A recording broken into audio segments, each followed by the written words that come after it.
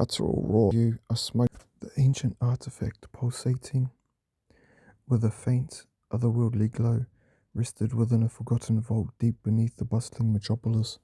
Lord Elric Volkov, his obsidian hair catching the dim light, studied it with a gaze that held millennia of wisdom. Beside him, Lycan stood guard, his senses alert to any intrusion. A sudden clack, clack, clack echoed through the chamber, announcing an unlikely visitor. A portly gentleman waddled into view, a smug grin on his face. "A pleasure, Lord Volkov," he rasped, adjusting his monocle.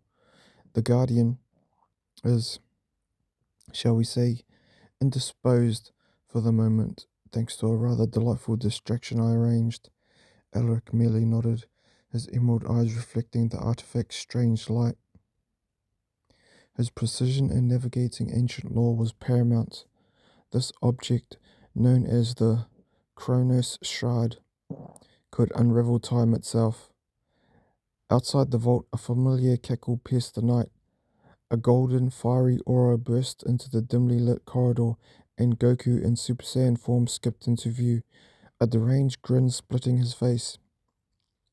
"Guardian, you're late to the party, and look, a new friend, and a big furry one." The Guardian, grim-faced, dropped silently from the shadows behind him, a dark silhouette against the fractured moonlight filtering through a grate. "Goku," the Guardian's voice was a low growl. "And Elric, what is your game, vampire?" Elric, sensing their arrival, turned with a fluid ancient grace. His ethereal beauty seemed out of place in the grimy underground. Lycan, with a guttural roar, charged, aiming for the golden warrior. Goku, surprisingly nimble, dodged Lycan's initial lunge, pulling out a chattering teeth gag that sprayed a harmless fluid. Lycan merely shook it off, his tough hide unaffected. The Guardian, seeing the true threat, launched a grapple at Elric, but the Vampire Lord moved with impossible speed, appearing beside the gentleman.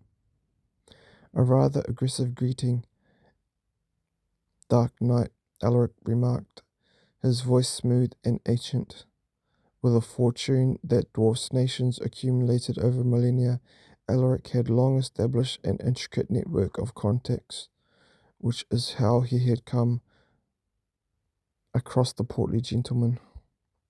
The gentleman, emboldened by Elric's presence, ordered his allies to engage the Guardian, who expertly evaded the onslaught.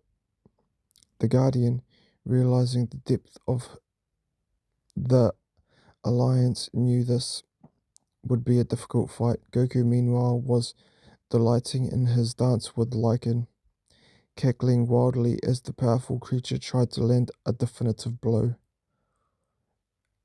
Elric, seeing the Guardian gain the upper hand against the gentleman's allies, extended a hand, and a wave of concentrated darkness pulsed towards the Dark Knight. The Guardian, barely deflecting it with his gauntlet, was momentarily staggered.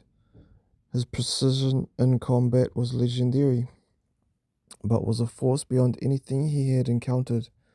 The Chrono Shroud, sensing the conflict, began to hum louder, its lighting intensifying. Elric knew he had to secure it. This wasn't a mere skirmish, it was a matter of cosmic importance. Lycan finally landed a solid hit on the Golden Warrior, sending him sprawling against the wall, momentarily stunned. The Guardian, seeing Elric's focus on the artifact, lunged again, but Elric was quicker. He seized the glowing shard, its power instantly calming in his ancient grip. With the artifact secured, Elric merely observed the Guardian and Goku, the conflict now seemingly pointless. "Our business here is concluded," Elric stated, his voice carrying an undeniable authority. This chaos is yours to manage. The gentleman, seeing the shift in momentum, quickly scurried towards a hidden exit. The guardian, grim-faced but acknowledging the new balance of power, realized the immediate threat had passed. Goku, still dazed, merely giggled. The vampire lord's words hung in the air, a finality more chilling than the deepest void. He and Lycan did not merely depart, they dissolved, their forms shimmering like heat haze over a desert road, until they were nothing more than lingering shadows swallowed by the gloom. The Guardian stood alone, the air thick with the residue of cosmic power and the scent of ozone. He clenched his fists, the gauntlets groaning under the pressure, and a low growl rumbled in his chest. His gaze fell upon the still dazed Goku, a small, crumpled figure against the grimy wall. The giggles had ceased, replaced by a stunned silence, a momentary fracture in the endless chaos. The Guardian took a step forward, his cape sweeping across the floor with the sound of a closing tomb. Goku's eyes, wide and unblinking, met his. The moment stretched, a fragile, taut wire of tension. But before the Guardian could act, Goku's lips curled into a slow, deliberate smile. A sound like the snap of a twig in a silent forest echoed through the chamber, and a tiny shimmering portal, the size of a coin, appeared beside Goku's head.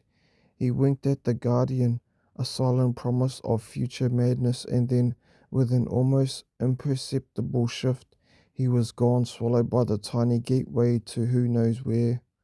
The Guardian stood alone, the vault now a hollow echo chamber of his own grim thoughts. The escape of his two adversaries was a bitter pill, a testament to the unpredictable nature of his world. But the true threat, the Chrono Shard, was now in the hands of an enigmatic ancient being whose motives were shrouded in the mists of time.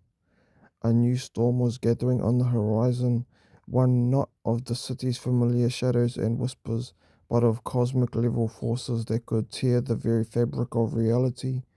He looked toward the ceiling, seeing a silver of fractured moonlight peeking through a grate, a symbol of hope in the overwhelming darkness. But tonight it felt more like a warning, a cold, silent judgment.